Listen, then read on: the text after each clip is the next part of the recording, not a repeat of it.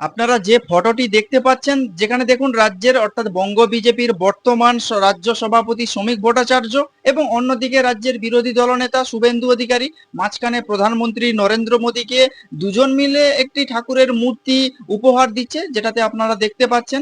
এই দুজন যেখানে দাঁড়িয়ে মুখ্য প্রধানমন্ত্রীকে মূর্তি গিফট করছে বা উপহার দিচ্ছে, বঙ্গ বিজেপির আগামী 2026-এর যে বিধানসভা নির্বাচন, সেই বিধানসভা নির্বাচনে গুরুত্বপূর্ণ হতে চলেছে প্রধানমন্ত্রী নরেন্দ্র মোদীর এই ঘন ঘন বঙ্গ সফরে আসা। বঙ্গ বিজেপির সফল প্রাক্তন রাজ্য সভাপতি দিলীপ ঘোষকে এখানে দেখা যাচ্ছে না, অর্থাৎ প্রধানমন্ত্রী নরেন্দ্র মোদীর সভায় তাকে আমন্ত্রণ করা হয়নি। দেখা যাচ্ছে যে প্রধানমন্ত্রীর পাশে শুভেন্দু অধিকারীকে এবং শ্রমিক ভট্টাচার্যকে। একটা সময়ে গোটা ভারতবর্ষে বিজেপি যখন তাদের ক্ষমতা হারিয়ে ফেলেছিল, তখন কংগ্রেসের সরকার ছিল কেন্দ্রে। সেই সময়ে বিজেপির কেন্দ্রীয় নেতৃত্বের একজন লড়াকু নেতা ছিলেন, তিনি হলেন অটল বিহারী বাজপেয়ী। আরেকজন ছিলেন লালকৃষ্ণ আডবাণী। লালকৃষ্ণ আডবাণী যেমন ছিলেন কট্টর হিন্দুত্ববাদী, ঠিক একই রকম ভাবে আবার অটল বিহারী বাজপেয়ী তিনি হিন্দু, অর্থাৎ তিনি যে মুসলমান সম্প্রদায়ের মধ্যে সম্প্রীতির বার্তা দিতে দেখা যাচ্ছিল। লালকৃষ্ণ আডবাণী গোটা ভারতবর্ষে রথযাত্রা চালু করেছিলেন এবং সেই রথযাত্রার মাধ্যমে গোটা ভারতবর্ষের যে হিন্দুত্বের একটা শান দিয়েছিলেন এবং হিন্দুত্ব বা হিন্দু ভোটকে কাছে টানতে তখন এই বিজেপির যে রথযাত্রা বা লালকৃষ্ণ আডবাণী যে রথযাত্রা শুরু করেছিলেন বা গোটা ভারতবর্ষ জুড়ে সেটা ব্যাপকভাবে সাড়া ফেলেছিল। একদিকে অটল বিহারী বাজপেয়ী সম্প্রীতির বার্তা দিচ্ছে, তাদের পাশে গিয়ে দাঁড়ানোর চেষ্টা করছে।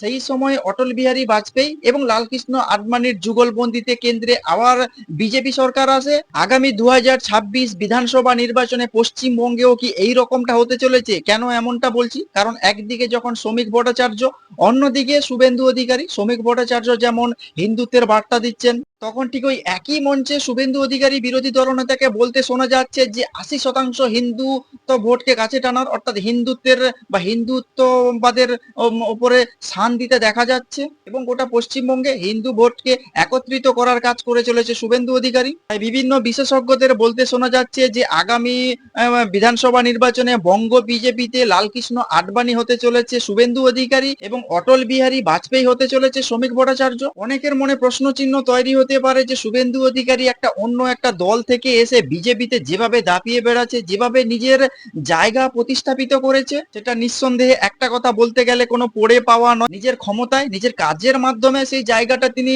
গড়ে তুলেছেন। যেমনটা ভাবা যাচ্ছে যে আগামী 26 বিধানসভা নির্বাচনে যদিও বঙ্গ বিজেপির তরফ থেকে মুখ্যমন্ত্রী পদপ্রার্থী বা মুখ্যমন্ত্রীর মুখ কাউকে করা হচ্ছে না, দলের প্রতীক সামনে রেখে তারা লড়াই চালাবে এবং 2026-এর বিধানসভাতে তারা লড়বে। কানাঘুষো যেসব খবর পাওয়া যাচ্ছে 2026 বিধানসভা নির্বাচনে বঙ্গে যদি পদ্ম শিবির সাফল্য পায়, সেক্ষেত্রে তাহলে মুখ্যমন্ত্রী হওয়ার দৌড়ে অনেকটাই এগিয়ে রয়েছেন বিরোধী দলের নেতা শুভেন্দু অধিকারী। কারণ এই মুহূর্তে বঙ্গ বিজেপিতে সেই রকম ভাবে নেতৃত্ব দেওয়ার মতো যে লড়াকু নেতার প্রয়োজন, সেই নেতার অভাব দেখা দিচ্ছে। শুধুমাত্র সামনে যাকে দেখা যাচ্ছে তিনি হচ্ছেন শুভেন্দু অধিকারী।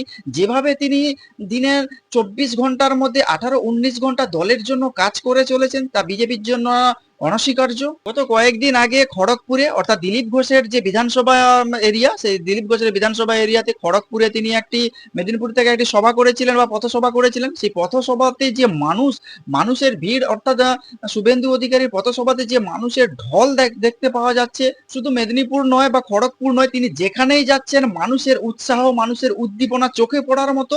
আগামী 2026-এর বিধানসভা নির্বাচনের আগে শাসকের কোনো গাফিলতি যদি সামনে আসে, তাহলে সবার প্রথমেই যেভাবে তিনি সোচ্চার হয়ে উঠছেন এবং যেভাবে দলকে তিনি সামনে থেকে নেতৃত্ব দিচ্ছেন, তাই বিজেপির অন্দরেই একটা খবর শোনা যাচ্ছে যে আগামী 2026-এর যে বিধানসভা নির্বাচন পশ্চিমবঙ্গে, সেখানে মুখ্যমন্ত্রী হিসাবে শুভেন্দু অধিকারীকেই দলের মধ্যে তুলে ধরার চেষ্টা করছেন। আপনারা কি বলবেন 2026 বিধানসভা নির্বাচনে বঙ্গ বিজেপির একদিকে বর্তমান রাজ্য সভাপতি শ্রমিক ভট্টাচার্য, অন্যদিকে বিরোধী দলনেতা শুভেন্দু অধিকারী কতটা রাজনৈতিক সুবিধা করে দিতে পারবে? আপনারা যদি এই সব বিষয় নিয়ে কোনো কিছু বলতে চান, তাহলে অবশ্যই কমেন্টস বক্সে কমেন্টস করতে পারেন। আর নজর রাখুন নাচিন্দা টিভিতে।